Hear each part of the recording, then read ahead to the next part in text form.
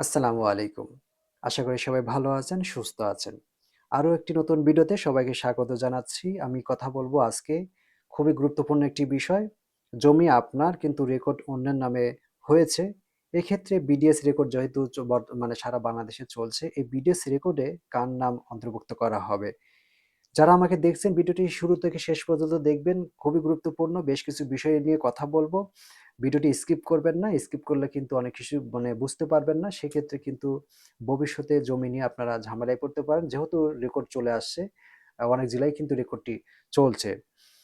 তো যারা আমাকে দেখছেন ভিডিওটি একবারের জন্য একটু শেয়ার করে রাখবেন। কারণ হয়তো পরবর্তীতে আপনি যখন সময় হয় এই বিষয়টি আবার দেখে আপনারা জানতে পারবেন যে আসলে বর্তমানে যদি রেকর্ড অন্যের নামে হয়ে থাকে তাহলে বিডিএস রেকর্ড কার নামে করা হবে। দেখুন আমি যদি আপনাদেরকে কিছু প্রশ্ন করি তাহলে হয়তো আপনারা আরেকটু সহজ হবে। যে রেকর্ড যদি অন্যের নামে হয়ে যায়, আপনার নামে হয়তো পূর্বপুরুষের সম্পত্তি অথবা আপনার নামের দলিল ছিল।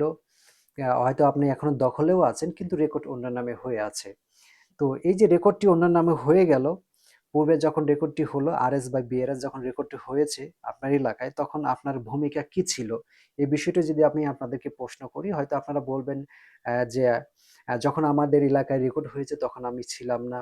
অথবা যখন আমার রেকর্ড হয় তখন আমরা ছোট ছিলাম। অথবা যখন রেকর্ড করা হয় তখন আমার বাবা হয়তো অতটা চালাক চতুর ছিল না। প্রতিবেশী চালাক চতুর ছিল বা আমার চাচা খুব ভালো জমি-জমা সংক্রান্ত ভালো বুঝতো বা শিক্ষিত ছিল। সেক্ষেত্রে তারা কিন্তু চালাকি করে বা ধোঁকাবাজি করে এই সম্পত্তি তারা মানে রেকর্ড করে নিয়েছে। নানা কিন্তু আপনারা আমাকে দেখাতে পারেন। তো জমি যদি অন্য কারোর নামে রেকর্ডভুক্ত হয়ে যায় এবং যেহেতু সেটি একদিনে হয়নি, এটা কিন্তু অনেক দিন লেগেছে। কারণ কেন লেগেছে অনেকদিন? কারণ যখন একটি জমি রেকর্ডভুক্ত করা হয় তখন কিন্তু প্রায় ২-৩ মাস ৬ মাস ধরে আপনার সেই মৌজাতে কার্যক্রম চলে। তো সেখানে দেখা যাচ্ছে আমরা ডিফি খতিয়ান নামে একটি কথা বলে থাকি। মাঠ পর্চা নামে আমরা সবাই জানি। তো এই যে মাঠ পর্চা বা ডিফি খতিয়ান ড্রাফট পাবলিকেশন বা ড্রাফট পাবলিকেশন বা খসড়া প্রকাশন আমরা যখন জমির মালিকদেরকে দেওয়া হয়, সেখানে কিন্তু স্পষ্ট লেখা থাকে যে আসলে এই জমিটি কার নামে রেকর্ডভুক্ত করা হচ্ছে। দাগ, খতিয়ান এবং জমির পরিমাণ সবকিছু বিস্তারিত কিন্তু সেখানে লেখা থাকে। তো সেই ডিপি খতিয়ান কেন আপনারা দেখেন নাই? তো ডিপি খতিয়ান না দেখা হচ্ছে আপনার এক ধরনের ভুল। তো যখন আপনারা জানলেন বা ১ বছর পরেও যদি আপনারা জানতেন যে আপনার নামে রেকর্ডভুক্ত হয়নি, অন্য কারো নামে জমিটি রেকর্ডভুক্ত হয়েছে। তো তো আপনারা যদি তখন একটি পদক্ষেপ নিতেন, ল্যান্ড সার্ভে ট্রাইব্যুনালে যদি আপনারা আপত্তি দিতেন, খুব সহজেই কিন্তু আপনার নামে রেকর্ডভুক্ত করা হতো। এছাড়াও কিন্তু ল্যান্ড সার্ভে ট্রাইব্যুনাল কিন্তু ওই সময় চলমান ছিল অনেকদিন ধরে। তো সেই ল্যান্ড সার্ভে ট্রাইব্যুনালে যদি আপত্তি দিতেন তাহলে খুব সহজে কিন্তু সমাধান হতো। এছাড়াও যদি আপনার ২, ৪, ৫ বছর পর যদি আপনি জানতেন যে রেকর্ডটি অন্যের নামে হয়েছে, আর যদি ল্যান্ড সার্ভে ট্রাইব্যুনালের মেয়াদ যদি শেষ হয়ে যায়, তো সেই ক্ষেত্রে কিন্তু আইনে বলা রয়েছে আপনি দেওয়ানি আদালতে ঘোষণামূলক মামলা বা টাইটেল স্যুট আমরা বলে থাকি। তো সেটি আপনি মানে করতে পারতেন। সেই ঘোষণামূলক মামলার রায় হয়তো ৫-১০ বছর পরেও কিন্তু হয়ে যেত। তো সেক্ষেত্রে কিন্তু আপনি এই রেকর্ডটি সংশোধন করতে পারবেন। দেখা যাচ্ছে প্রায় দীর্ঘ ৩০ বছর, ৪০ বছর, ৫০ বছর হয়ে গেছে আপনার এলাকায় রেকর্ড হয়ে গেছে। আজ অবধি আপনি সেই রেকর্ডটি এখনো সংশোধন করেননি বা করার জন্য কোনো পদক্ষেপ নেননি। হয়তো অনেকেই রেকর্ড সংশোধনের জন্য মামলা করেছেন। মামলা অনেকেই মানে চলমান রয়েছে। তো বেশিরভাগ মামলাই কিন্তু চলমান রয়েছে। তো দেখা যাচ্ছে অনেক মামলায় হয়তো খারিজ হয়ে গেছে বা অনেক মামলায় হয়তো রায় হয়েছে। কিন্তু বেশিরভাগ মানুষ কিন্তু আসলে রেকর্ড সংশোধনের জন্য আ মানে মামলা বা আবেদন করেননি। তো তারা হয়তো অপেক্ষায় রয়েছেন বর্তমান যে বিডিএস রেকর্ড আসবে সেখানে হয়তো আমরা রেকর্ড সংশোধন করে নিব। দেখুন আমি আপনাদের সাথে একটু শেয়ার করি।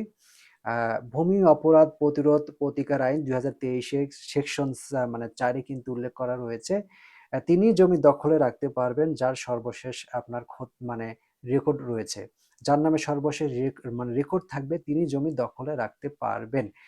এক্ষেত্রে যখন নতুন কোনো বিডিএস রেকর্ড যেহেতু আসবে, তখন কিন্তু যদি কোনো ধরনের আপত্তি না থাকে, কোনো ধরনের যদি আপত্তি না থাকে তাহলে পূর্বে যাদের নামে রেকর্ডভুক্ত হয়েছিল, পূর্বের রেকর্ড যার নামে বর্তমান রেকর্ডও কিন্তু তার নামেই হবে, যদি কোনো ধরনের আপত্তি না থাকে। পূর্বে যদি আপত্তি থাকে বা আদালতের যদি রায় থাকে বা ডিগ্রি থাকে, সেক্ষেত্রে কিন্তু যিনি রায় পাবেন, ডিগ্রি পাবেন, তার নামে কিন্তু রেকর্ডভুক্ত করা হবে। কিন্তু যদি কোনো ধরনের আপত্তি না থাকে, তাহলে পূর্বে যার নামে রেকর্ড ছিল, বর্তমানে তার নামে রেকর্ডভুক্ত করা হবে। এখন হয়তো আপনি বলতে পারেন যে যখন বিডিএস রেকর্ড আসবে তখন হয়তো আপত্তি দিব। হ্যাঁ, আপনি আপত্তি দিতে পারবেন যদি আপনার কাছে প্রপার ডকুমেন্টস থাকে। কারণ এই যে 40 বছর 50 বছরের যে দলিলগুলো আমরা সাধারণত বলে থাকি, সেটি কিন্তু তল্লাশি দিয়ে পাওয়া যায় না।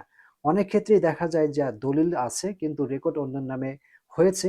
সেই দলিলটি যখন আপনারা মানে সাব রেজিস্ট্রি অফিসে বা জেলা মানে রেজিস্ট্রারের অফিসে যখন আপনারা তল্লাশি দিচ্ছেন, তখন কিন্তু দলিলটি আর পাওয়া যাচ্ছে না। তাহলে দলিল ছিল, এখন পাওয়া যাচ্ছে না। তার মানে আপনার কিন্তু এই জমিটি হারাতে চলেছেন। কারণ আপনি কিন্তু যখন বিডিএস রেকর্ড আসবে, তখন আপনি যদি প্রপার ডকুমেন্ট সাবমিট করতে না পারেন আপত্তি দেওয়ার ক্ষেত্রে, কেন আপত্তি দিবেন? কারণ যখন আপনার মৌজায় বিডিএস রেকর্ড পরিচালিত হবে বা শুরু হবে, তখন থেকে বিচারিক কার্যক্ষমতা, অর্থাৎ আদালতে, দেওয়ানি আদালতের বিচারিক ক্ষমতা তখন থেকে মানে ওই সময়ের জন্য বন্ধ থাকবে। যতক্ষণ আপনার মৌজায় কি থাকবে? বিডিএস রেকর্ড চলমান থাকবে। তো এই বিচারিক ক্ষমতা কার হাতে থাকবে? যিনি সেটেলমেন্ট অফিসার থাকবেন তিনি। অর্থাৎ যখন আপনার মৌজায় বিডিএস রেকর্ড চলে আসবে, তখন কিন্তু এই দলিল যে খতিয়ান রয়েছে সেগুলো যাচাই বাছাইয়ের ক্ষমতা কার হাতে থাকবে? সেটেলমেন্ট অফিসারের হাতে থাকবে। তিনি যদি আপনার সেই দলিল, খতিয়ান বা আপনার যে মালিকানার প্রমাণ রয়েছে, এগুলো দেখার পর তিনি যদি সন্তুষ্ট হন বা তিনি যদি মনে করেন যে না, সবকিছু আপনার অনুকূলে রয়েছেন, দেন আপনার নামে মানে নতুন করে রেকর্ডভুক্ত করা হবে। পূর্বের মালিকের যে রেকর্ডটি ছিল সেটি কর্তন করে আপনার নামে রেকর্ডভুক্ত করা হবে।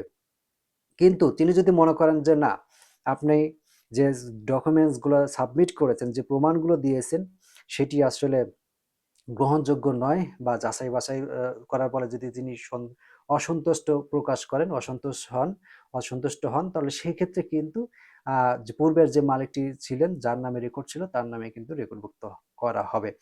আরেকটি বিষয় রয়েছে, সেটা হচ্ছে যদি দলিল মূলে মালিকানা অর্জন করে থাকে কেউ, তাহলে অবশ্যই নামজারি দেখা হবে যে তার নামে নামজারি করা আছে কিনা। কারণ আপনারা জানেন দলিলটা করা হয়, দলিল মূলত করা হয় আইন মন্ত্রণালয়ের সাব রেজিস্ট্রি অফিসে। আর ভূমি মন্ত্রণালয় করা হয় হচ্ছে আপনার নামজারি। তাহলে বুঝতে পারতেছেন ২ টা মন্ত্রণালয় বা ২ টা দিক। একটা হচ্ছে আইন মন্ত্রণালয়, একটা হচ্ছে ভূমি মন্ত্রণালয়। আইন মন্ত্রণালয় দলিল করা হয় আর ভূমি মন্ত্রণালয় করা হয় খারিজ, নামজারি।